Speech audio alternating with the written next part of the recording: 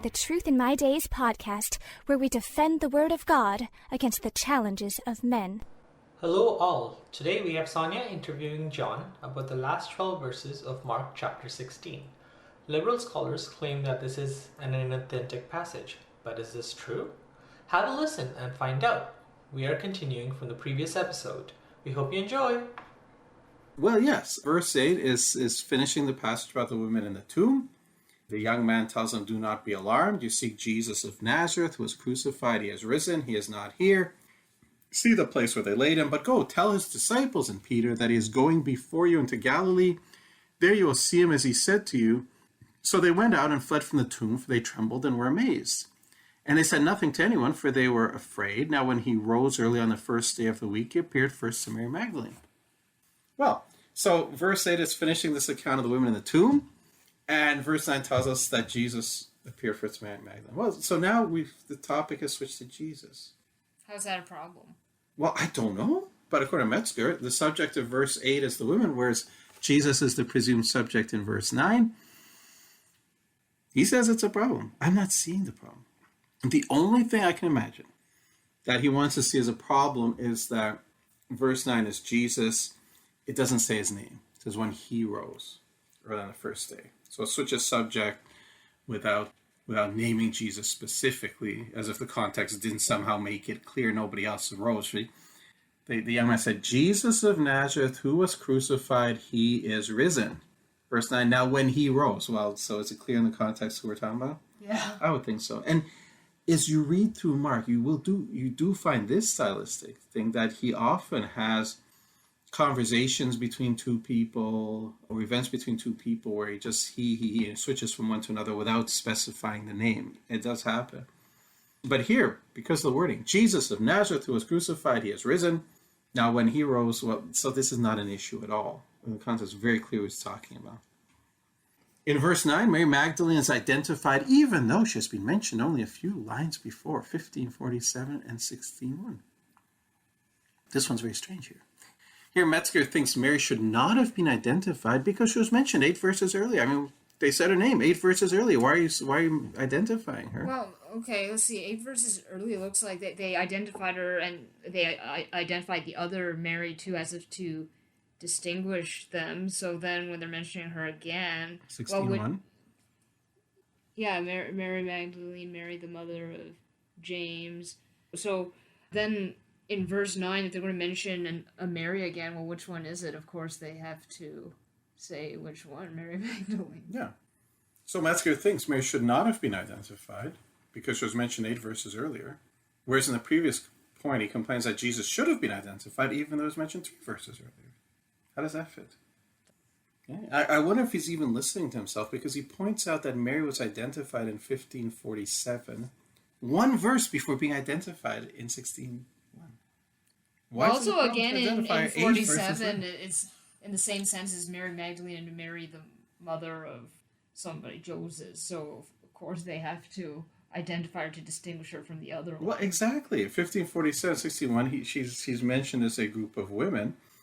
In this verse, he's telling us who he appeared to first. What should he put in there?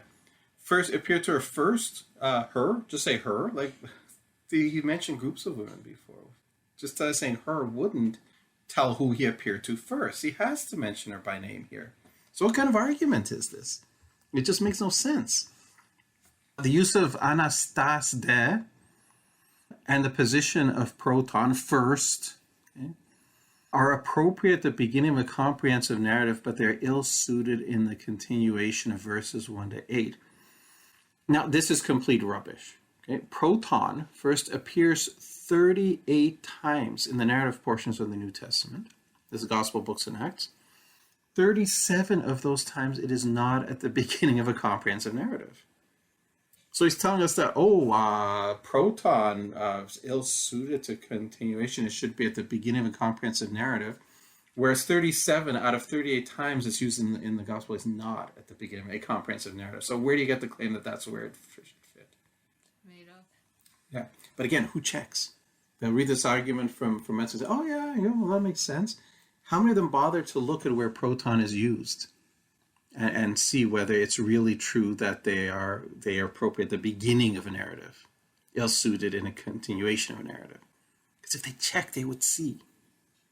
Anastasta, having risen, okay? It should be at the beginning of a comprehensive narrative. It shouldn't be in the continuation. But I would ask, doesn't it have to go at that part of the narrative where he is risen? Well, I don't know. Which is not at the beginning of the narrative? Maybe they're not talking about the fact that means risen. Maybe maybe he's referring to the aorist participle with de or something like that. No, he's clearly talking about where it is in the narrative, not the grammatical form. What else? Okay.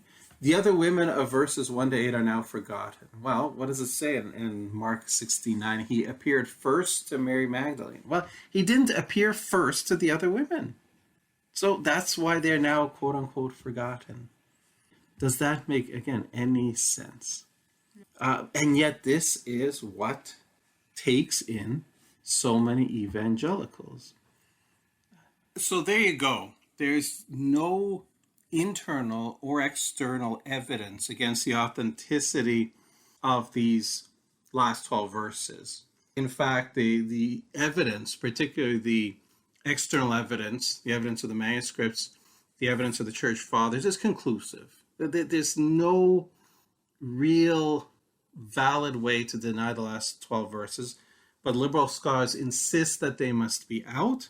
And as I've said, unfortunately, too many in fact, most evangelical scholars go along with this. They just don't bother to examine the facts carefully themselves. They hear these kind of arguments, they accept them, they regurgitate them, and they don't do due diligence on examining these claims, as we have done. For example, one popular ministry, Creation Ministries International, their New Testament specialist, says this: the long ending, and by that she means the last 12 verses, the long ending seems cobbled together from the other Gospels and Acts. The road to Emmaus appearance is taken from Luke. The appearance to the 11 and the Great Commission are similarly from the other Gospels. The driving out demons could come from one of the commissioning of the disciples. And immunity to poison and snake bites could be an allusion to Paul's survival of the snake bite in Acts. The command about baptism has frequently been mishandled by some who commit a logical fallacy. So there's no material in the long ending that we don't have elsewhere. But you don't have that combination elsewhere. No, you don't have that combination elsewhere. But otherwise, does this sound like a good argument? Well, unless she wants to think that in all the other places where the Gospels talk about the same event, that one must have taken it from somewhere else or from the other. Yes, it's an extreme example of what's called literary dependence, which is something we'll look at in another program, is also something quite damaging to the credibility of the Gospel books. But here's the thing. If these are historical events, which they are, and 4 different people wrote about them, wouldn't you expect that the different elements are spread among the 4 writers?